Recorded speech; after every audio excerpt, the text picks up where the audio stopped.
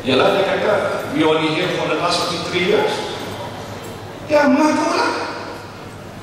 Dan Sarawak, siapa di sini yang boleh berkata Sarawak sudah menjadi lebih mundur kalau dibandingkan 20-30 tahun yang lalu? Siapa boleh cakap? Saya dalam 2 tahun jadi PPM, saya sudah turun ke Sarawak, I don't know how many times.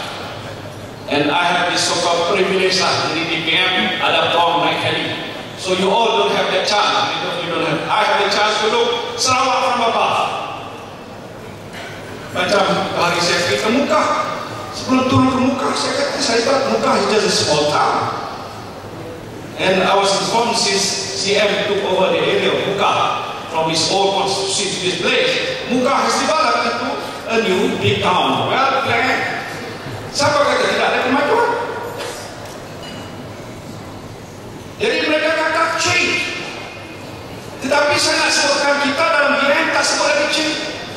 Change is an archaic word. Perkataan yang sudah lama. Tetapi perkataan yang terkini yang kita gunakan is transformation. Please go home, look into the dictionary Oxford, see what does transformation mean. It is bigger than change. Betul? Siapa ada cek kursi? Transformation. Jadi mereka melakukan satu slogan yang sudah lapuk. Memang mereka kata tukar. What is tukar? Kita tidak tahu. Tapi kita tidak cakap tukar, kita kata transform. Pasal selama ini kita sudah membuat banyak perubahan. We have made a lot of changes. But that changes alone is not sufficient. And when Prime Minister Datuk Seri Najib took over the reign of this government from Allah, dia melihat sendiri tentang negara kita. Kita mengiktiraf tentang peranan-peranan yang sudah pun disumbangkan oleh pemimpin-pemimpin terdahulu. First Prime Minister, Second Prime Minister, Third Prime Minister, Fourth Prime Minister, Sixth, daripada negeri. Dia melihat awal kalau proses perubahan biasa berlaku, kita tidak boleh pergi jauh. Dia boleh maju, tapi lambat. Dan dalam dunia yang hari ini dikatakan bersaing, the world is now changing, very dynamically change, perubahan. And the key word that is now being used is persaingan, competition. Maka kalau kita kekal dengan perubahan biasa, dengan tidak ada satu perubahan besar yang disebutkan transformasi, Malaysia tak akan jadi sebuah negara yang dikatakan maju. Malaysia tidak akan menjadi sebuah negara rakyat yang memiliki pendapatan yang tinggi. Malaysia akan kekal menjadi sebuah negara yang sederhana saja pembangunannya. Dan kalau begitu keadaannya, rakyat kita tidak akan menikmati kemajuan yang kita semua harapkan. So the Prime Minister said, change is not sufficient. More than change, this country must be transformed.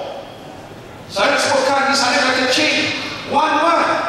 But kini kita sebut transformasi 3 perkara. Not 1, bukan 2, 3. Pertama, transformation dalam kerajaan. This is what Dr. Wang sebutkan, government transformation program transformasi kerajaan. Yes, this government has delivered. Who can say that this government has failed? There are many, I would say even international experts who came and looked at the whole thing that the government has been doing, acknowledge that this government has done a lot. I must say this again, I went to Washington just last year, official visit to Washington. I met Hillary Clinton, the Secretary of State. Dia orang nomor 2 lepas Presiden Obama. Dalam perjumpaan saya duduk setengah jam. Not very long time, but normally half an hour is a bit long for any opportunity to discuss with this Secretary of State. But she gave me that half an hour. But before she asked me to say what I need to say in meeting her, she said, that I had been to Malaysia. She was in Malaysia last November. Dia datang ke Malaysia. Dia tak pernah sampai ke Malaysia. Dan disebutkan dalam perjumpaan saya di Washington, dia berkata bahawa saya kagum dengan Malaysia. I am so impressed with Malaysia, that Malaysia must become a model country. Ini bukan saya suruh dia cakap. Dia bukan boleh bagi duit you can speak that way. No. Dia kata Malaysia is a model country that all in the region must emulate. Mesti negara-negara rantau ini dan dunia harus menjadikan Malaysia negara contoh. Kenapa? Dia kata for three main reasons. One is thriving democracy. That's why we have this election. Kita bukan macam setengah-setengah negara, macam setengah-setengah negara kalau nak election macam orang sudah tahu apa keputusan. Kita thriving democracy. Bukan saja thriving democracy, the people have got the right to speak up. Not only in Parliament, in the state assembly, in many forums, you can discuss many things. You can criticize the leaders. Thriving democracy, demokrasi yang segar. Itu yang pertama. Yang kedua, kenapa? Dia kata ialah kerana effective government, kerajaan yang efektif, yang berkesan. We just don't talk, we do. And now with the new leadership under Prime Minister, is not just doing, going down, listening to the people. And today I am happy to go down to this place itself with that dog, Tiong, sitting down at the table like this and listening to people. And from there, we receive a lot of feedback. What are the good things that we have done? What are the weaknesses that we need to manage? What more that need to be done to assist our people so that this country can prosper and grow? So she said, it is effective government, kerajaan besar. Apa tidak sejak tahun 57 melayan merdeka sampai hari ini, kita punya per kapita income meningkat. Pembangunan kita dalam bidang ekonomi meningkat. Dulu tak pernah dengar triliun. Sekarang ini kita trade kita sudah pecah lebih daripada 1.3 triliun. Can you imagine this small country registered among the top 10 country in the world in terms of export? Siapa boleh fikir?